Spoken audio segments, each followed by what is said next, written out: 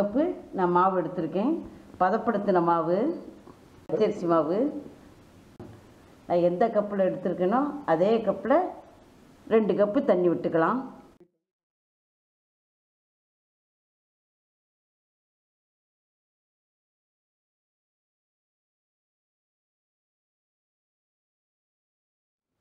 தேவையான அளவு உப்பு போட்டுக்கலாம். போட்டு நல்லா கலந்து விட்டுக்காங்க.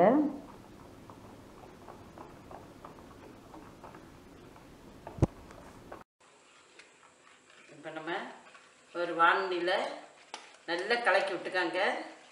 மாவு இல்லாட்டினா அடியில் போய் தங்கிடும்.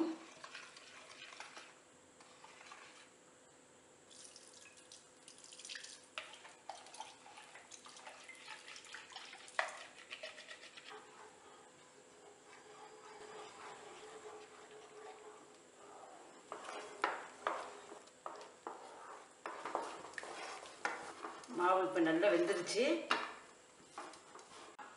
வெந்துருச்சான்னு பார்க்குறதுக்கு இப்படி தண்ணியை தொட்டு இப்படி மாவு ஒன்று கையில் ஒட்டாது. இதை நம்ம இப்போ ஒரு பிளேட்டில் மாற்றிடலாம்.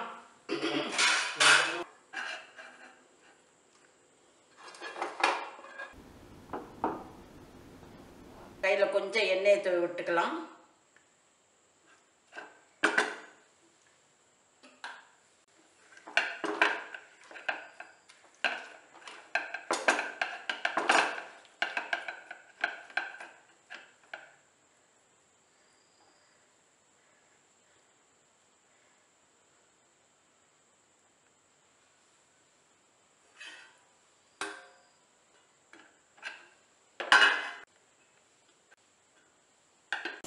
இப்போ சின்ன சின்ன பாலாக நான் உருட்டி வச்சுருக்கேன். இதை நம்ம இட்லி தட்டில் வச்சு வேக வச்சு எடுத்துடலாம்.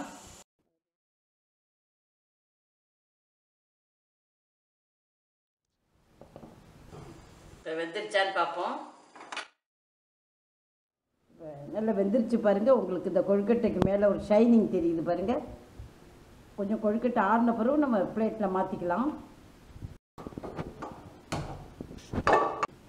இப்போ நம்ம ஒரு 2-3 டேபிள் ஸ்பூன் எண்ணெய் விட்டுக்கலாம்.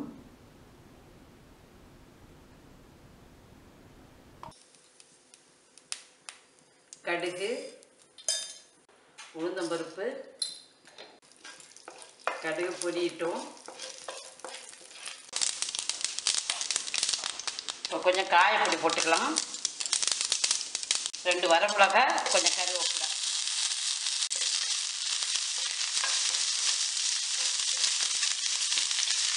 நான் கொஞ்சம் இட்லி பொடி போட்டுக்கிறேன்.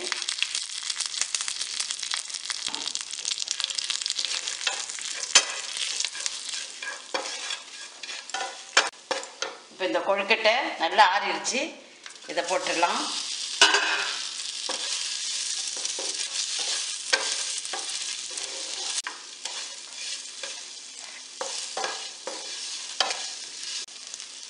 கொஞ்சம் தேங்காய் துருவல்,